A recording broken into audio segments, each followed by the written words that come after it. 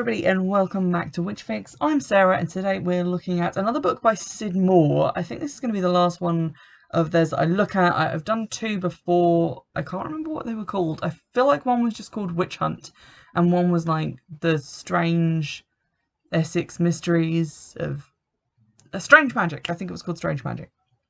Anywho, I think this is actually the first book by Syd Moore. I've just read them all completely out of order.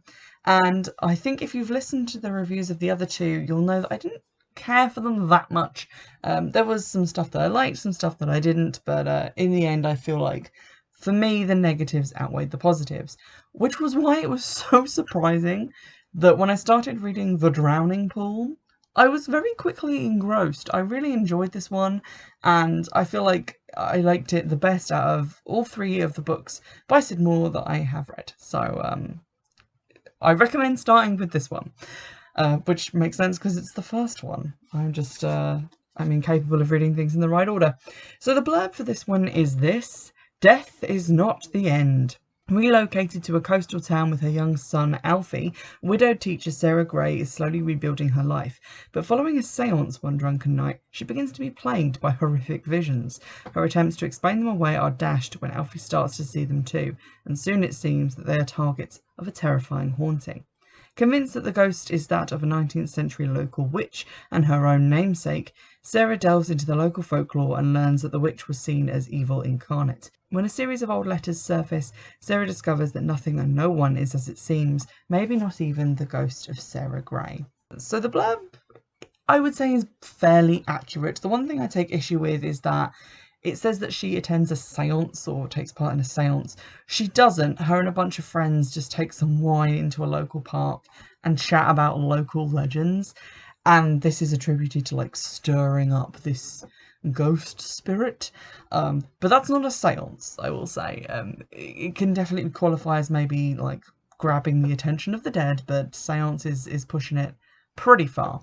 So the book is not untouched by some of the issues that I had with the other books. There are the same number of like unlikable male characters who for some reason become love interests, but who I was unable to overcome my dislike for just from the way they're described.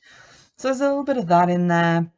There is quite a lot of like local history stuff, but thankfully it's not exactly the same facts as in the other books. And also we don't touch on that whole like, the Essex girl trope is exactly like witches, because you can connect those two things, but I'm personally just not buying it, and I was glad that it wasn't in this book. The book itself is mostly about like grief at the loss of the main character's husband, concern over what may be a health issue for her because she's told that she may have a brain tumour, and starts to wonder if that's what's causing these hallucinations. But I think the thing that I really loved about the book, and the thing that was different to the others, is that it had a sort of contemporary mystery as well as this historical one, and I really liked that. So there's a sort of mystery going on as to the disappearance of a woman known to one of Sarah's friends, just before the death of that friend's mother. So there's some sort of mystery going on there that is similar in some cases to the mystery of Sarah Gray. So that's pretty interesting, and how those two things unfold throughout the novel and all the clues that get dropped.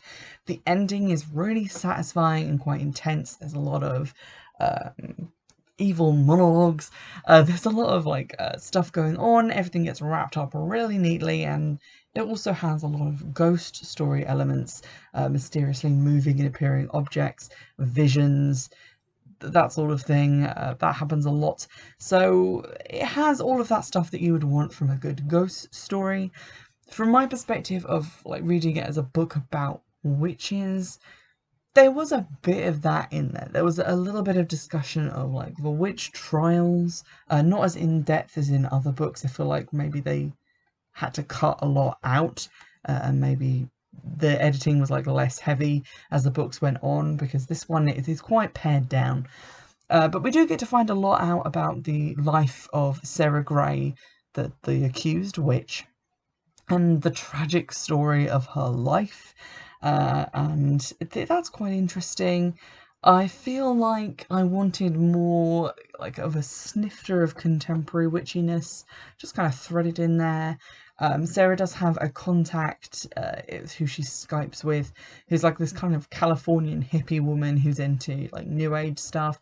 That's as close as we get to like contemporary like paganism, witchcraft, which is a little bit of a shame. I felt like maybe one of her friends could have been into witchcraft a little bit, maybe just, you know, into tarot cards, maybe a bit of Ouija board, just to throw some witchy spice in there. But I guess that what they were going for in writing this was a ghost story and not a witch story, so it kind of makes sense that it's more focused towards like the hauntings, the apparitions, the effects of that, and not on the actual witch side, as aside from the historical context of the original Sarah Gray and her life. Now, I remember in the Strange Magic book there were kind of elements tying it into real life. It talked about like the Witchcraft Museum in Boscastle, the like Cecil Williamson founding the museum, and several actual historical witches, even if their stories were slightly altered and conflated to make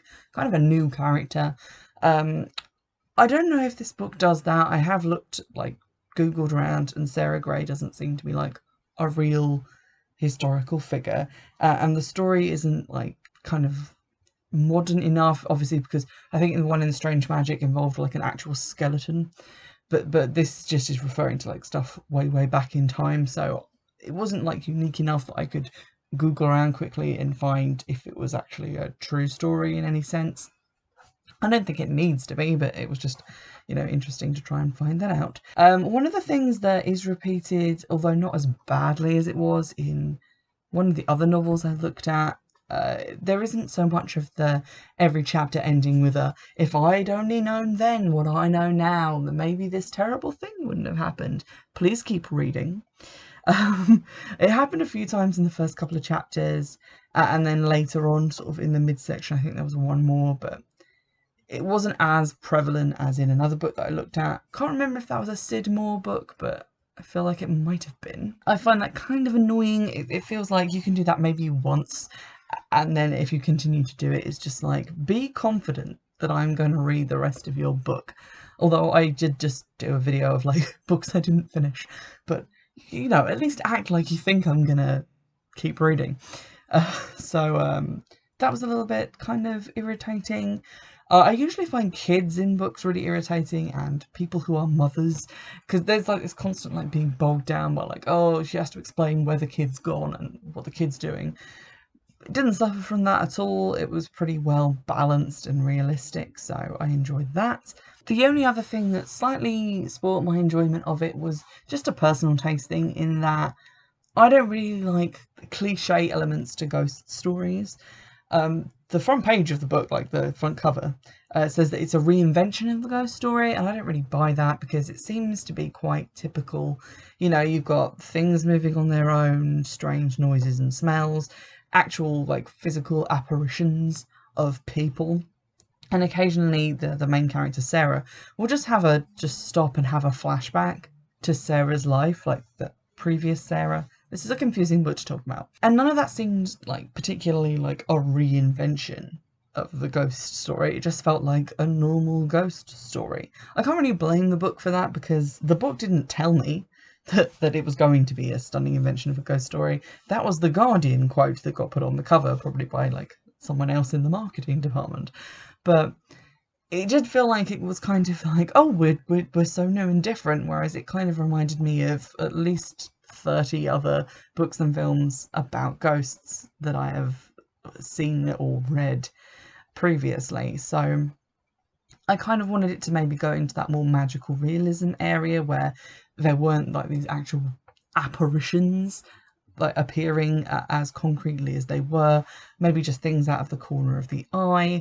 I did like the fact that like cockle shells and pine cones kept turning up, and there was a sort of slow realization that there was maybe more than one ghost, more than one spirit here, hinting at different things. Comes out throughout the story, but on the side of the actual like apparitions and appearances of the ghost, I felt like maybe there was too much going on, and it felt like it was kind of trying to walk that line between, is this all in the protagonist's head because of this like grieving process she's going through, or because of this potential like brain tumor, or is she actually seeing ghosts? But past a certain point, you're just like, yeah, it's ghosts.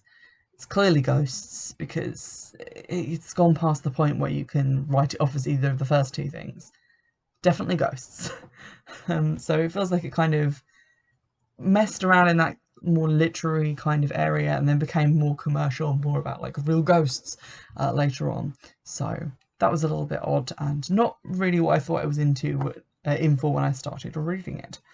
But having said all that, I do like it. If you're looking for a sort of historical fiction novel, this kind of obviously has its contemporary parts and then the historical side as well, but it's a pretty good, slightly melodramatic and tragic backstory for the ghost, which I liked. There's a little bit of a contemporary mystery in there as well, which is pretty cool. I didn't like how quite a lot of the book is given over to the relationship between contemporary Sarah and this new guy in her life, who is also tangentially related to the past Sarah Gray and her mystery. He was kind of introduced as a dick, and then despite the fact that contemporary Sarah started to warm to him, I most certainly did not, because I don't know, I just couldn't find anything appealing in him. And I've had this problem with the other like love interest or like male adventure companions in the other Syd Moore novels, where I just didn't like them, and they just come off as complete pricks, to be fair, or unfair, as the case may be. Maybe that's just a writing thing. Maybe we find drastically different things attractive. But it kind of hampered my enjoyment, because it made him seem more suspicious than I would have otherwise thought he was in the novel, just because I didn't like him that much. And I knew that his presence there was kind of a red herring, but at the same time, I wasn't willing to buy that he was going to be this love interest character, because I didn't like him very much. So there's that. But yeah, it's a perfectly decent book. If you were on the fence about the other books that I've looked at, read this one, because I think this is probably the best one out of the three that I have read by this author. Purely my own personal opinion, but I did enjoy this one. It was also significantly shorter than the others, so a perfect way to dip your toes into the water. And hopefully I'm going to be reading some more books later, like lately now, because I've kind of stopped working on this larger project that I had going on, and I have a little bit more time now. So hopefully you'll be getting some more book reviews and less or more film reviews. I might chuck a few more of those in as well, because to be honest, they're really fun to do, and I do enjoy watching some of these absolutely terrible films. And I'm still looking for recommendations, so make sure to drop those in the comments. I hope I didn't scare anybody off with my did not finish pile. If you recommend a book and I don't like it, I mean, I don't blame you for that. Everyone's allowed to have a book that they think that I will like, or that they like themselves, and that maybe I just didn't feel like reading at that point. Feel free to recommend stuff. It's fine. I'm not angry. I'm just disappointed. Anyway, in the meantime, I'll see you in the next episode. Bye!